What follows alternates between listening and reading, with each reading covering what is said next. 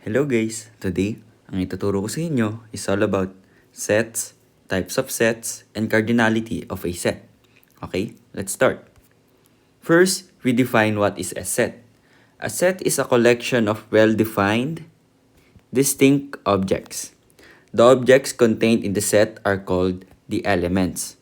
So, meron daw tayong tinatawag na set and it is a collection ng well-defined distinct objects. And yung nasa loob ng set natin, elements naman yung tawag doon. For example, ng ating well-defined set is the set of odd numbers between 5 and 15. So, meron tayong mga elements na mai-include doon sa ating set of odd numbers. So, that's a well-defined set dahil meron kang specific na maisasagot. Okay? Or meron kang exact na sagot. And an example naman ng not well-defined set, the set of pretty ladies in grade 7. So, bakit siya not well-defined set? Okay, so not well-defined set siya dahil yung pretty ladies in grade 7, subjective siya. Okay? So, kapag maglalagay ka ng elements dyan or ng sagot mo sa tinatanong na set, is nakabase siya sa kung ano ang preference ng taong tumitingin. Okay? So, basically, kapag not well-defined, subjective siya. Pwede siyang magbago sa isang tao or sa mismong preference mo. Okay? Pabago-bago siya. Wala siyang distinct or specific na sagot. Kapag well-defined set naman, widely accepted siya na yun yung talagang sagot. Okay? So, maliwanag ba yan? Okay. And then, we have set notation. Set notation is used in mathematics to essentially list numbers, objects, or outcomes. Set notation uses curly brackets, just like this. So, ayan yung tinatawag nating curly brackets, which are sometimes referred to as braces. So, minsan, napagkakamalan yung brackets na braces. Okay? Pero, either of the two, acceptable naman siya. Pero, ang pinaka-correct na tawag talaga niya sa kanya is brackets. Okay? So, objects placed within the brackets are called the elements. So, ito nga yung tinatawag nating elements kanina. Okay? So, yung elements is basically, ulitin ko, siya yung nakapaloob sa set. Okay? Or yung nakapaloob dun sa set notation. May pinagkaiba ang set sa set notation, pero iisa lang naman ang tinutukoy nila. Okay? Elements of a set and do not have to be in any specific order. So, yung elements natin sa loob ng set, hindi siya kailangang magkakasunod. Okay? Kahit i-rumble mo siya doon, parehas lang din siya. Okay? As long as iisa yung elements, pare-parehas yung elements na nasa loob ng set natin. Okay? Then finally, sets are named using capital letters. Okay? Ito tatandaan nyo. Pag nag-name tayo ng set, dapat capital letter siya. Bawal siya yung mga small letters natin. Okay? With some sets having predefined names like n for natural numbers, so meron tayong predefined names kung tawagin. So kung magde-define tayo ng natural numbers, yung set niya is denoted by n, capital N. And kapag whole numbers naman, ang denotion niya is W. Okay? So ma-denote mo yung whole numbers as set ng letter W. Okay? Proceed tayo. Set notation. So here are some examples ng ating set notation.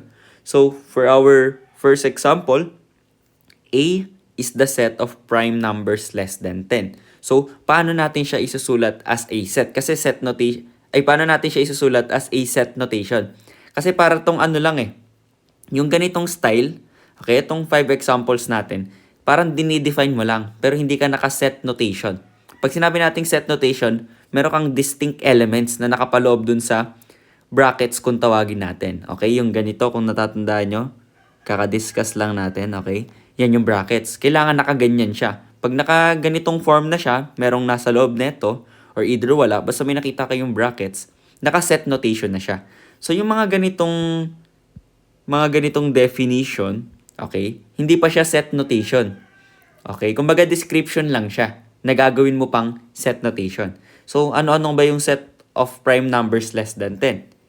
So, pwede mo tong isulat na set notation as A, and then you have here yung elements mo, or ito yung prime numbers less than 10. You have 2, 3, 5, and 7. Okay? Let's proceed for our second example. B is the set of letters in the word brain. So, B naman yung set mo. Dinedenote naman siya as B. And then, ganyan yung magiging set notation natin. So, first, etong B. Meron tayo ditong B. So, B siya. Dinenote siya as B. And then, syempre, yung elements mo na letters daw in the word of brain. In the word brain, rather. So, meron kang B, R, A, I, N. So, meron tayo ditong A, B, I, N, R. So, kung papansinin nyo, yung 5 letters din na yan yung bumubuo sa brain. So, kahit pagbalik-baliktarin mo siya, magiging same siya as set B. Okay, which is set of letters in the word brain. Okay? So, proceed tayo sa ating third example. C is the set of primary colors. So, madali lang siya. C daw yung ating notation or yung ating set. Ngayon, ito yung ating mga elements. So, ano-ano ba yung primary colors? Siyempre, we have blue, red, and yellow. Tatlo lang naman yung primary colors natin.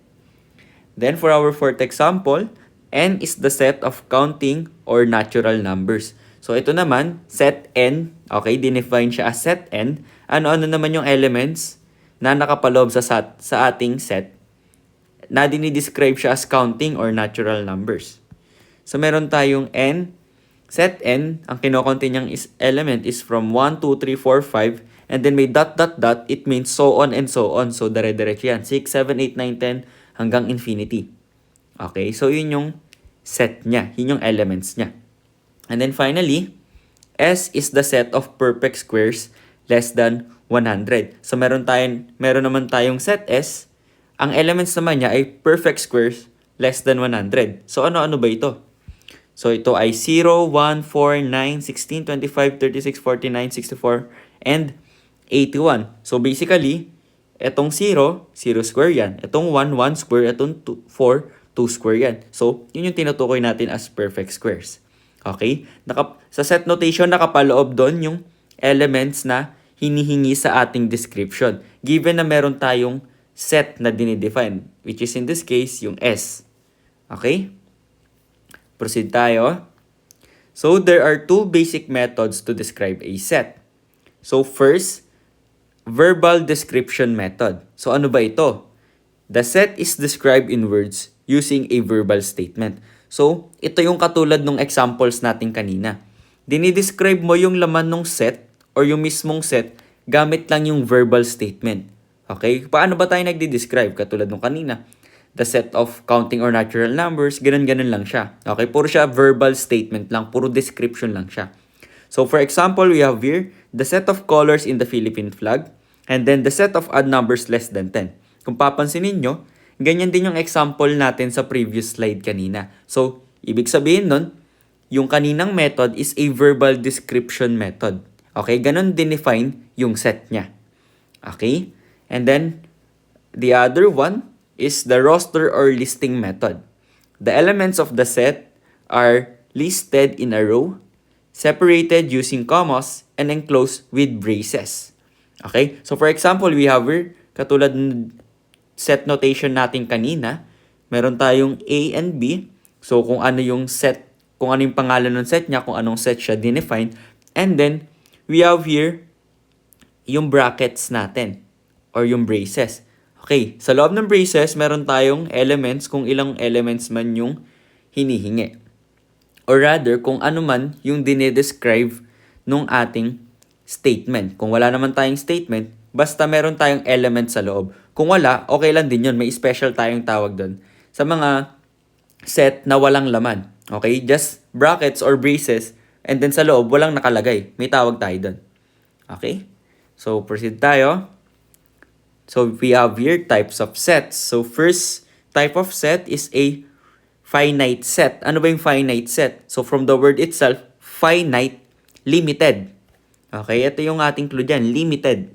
Ibig sabihin, meron siyang hangganan kung hanggang saan lang. Hindi siya hanggang infinity. Okay? That's why finite yung tawag sa kanya. Okay? Meron lang siyang limited number of elements and can be counted.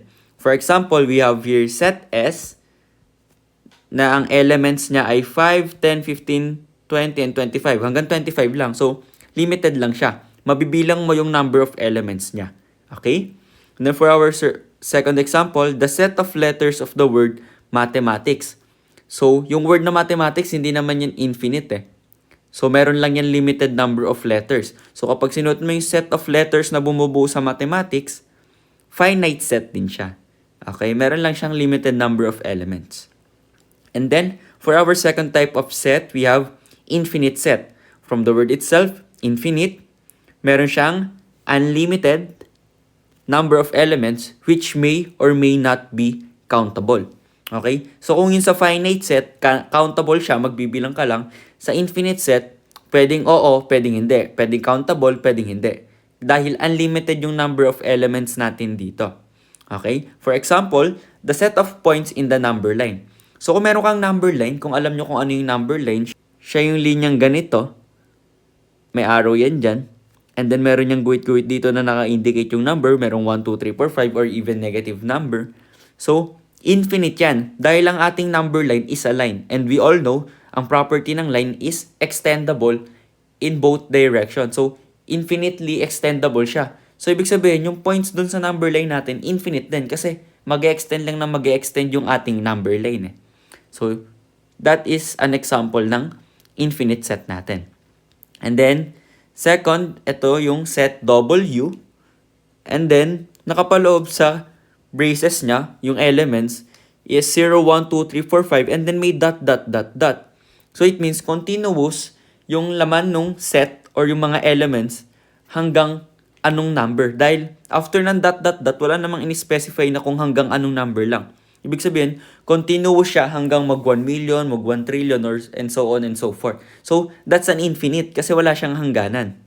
Okay? So, infinite set din siya in that case. Katulad nung kanina, yung set natin sa mga examples natin, no, meron din tayo doon makikitang yung counting numbers daw. So, meron din siyang dot, dot, dot, dot na makikita nyo. And din yung sinasabi ko sa inyong may tawag siya, which is infinite set siya. Set pa rin siya, pero infinite type of set. Okay? Let's proceed. And then the third example ng ating set is yung empty or null set. It is a set with no elements. So ito yung sinasabi ko sa inyo kaninang ang isang set matatawag pa rin siyang set kahit wala siyang element sa loob ng braces niya. Dahil ang tawag sa kanya is empty or null set. Okay? Hindi siya pwede sabihin hindi siya set kasi walang elements.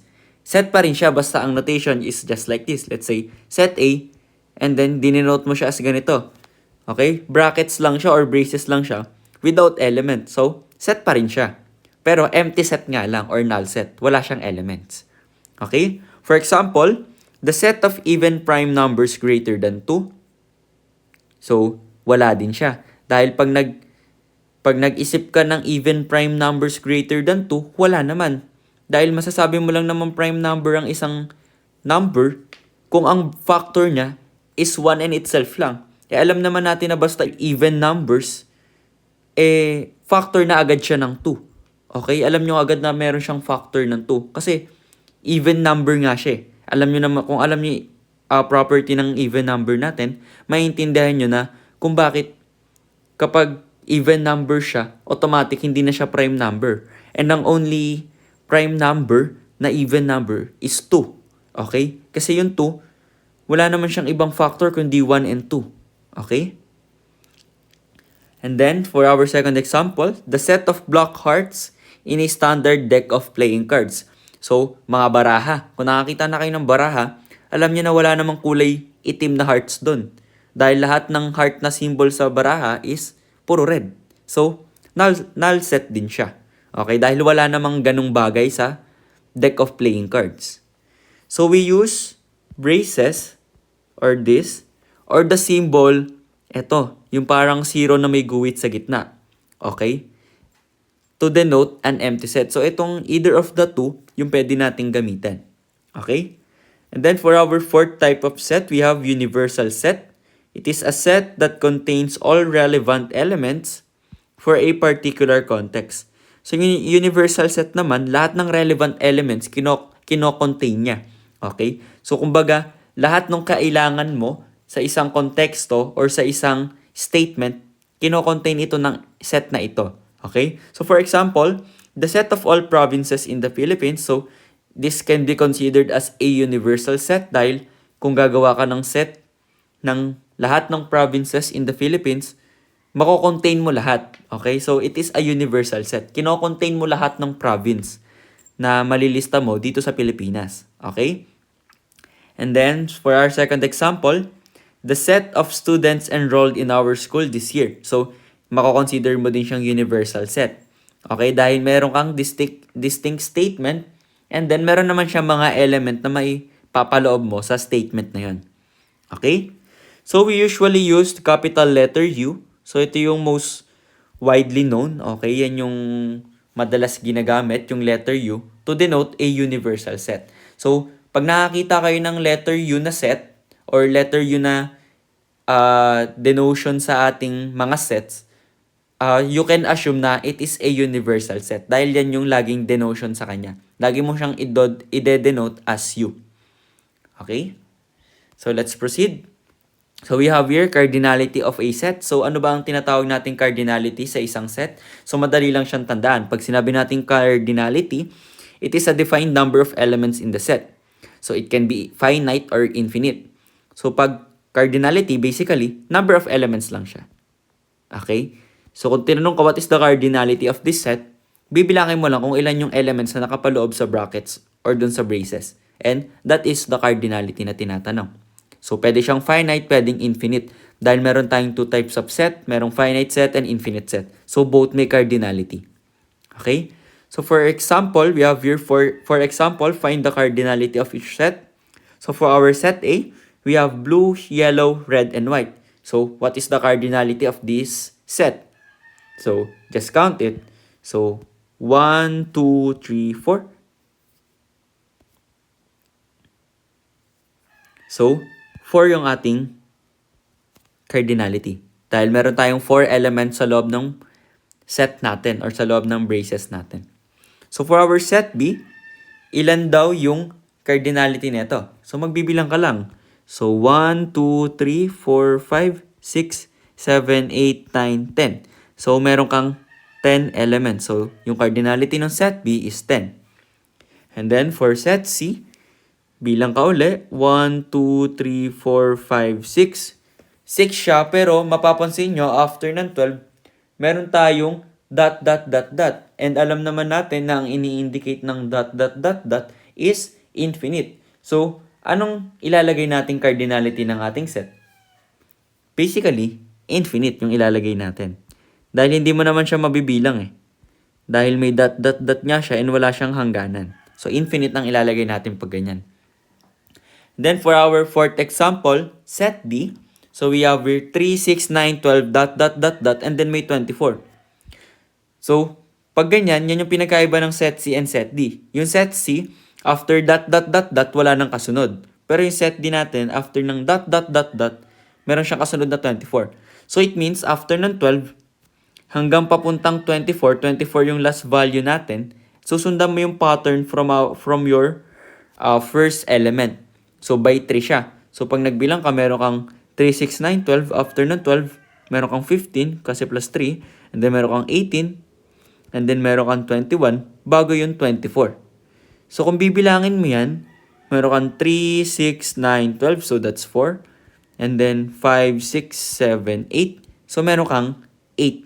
So, 8 yung number of elements mo sa loob ng set mo. Therefore, your cardinality is 8. Okay? I hope malino sa inyo kung paano tayo nag-determine ng cardinality ng isang set. Okay, so basta pag cardinality, tatandaan nyo, number of elements lang siya sa loob ng ating set. Okay? So that's it for our video for today. I hope may natutunan kayo. If ever may question kayo, kindly comment down your question sa ating chat box and let's answer your question sa mga susunod pang araw. Okay? So, maraming salamat sa panonood. I hope may natutunan kayo.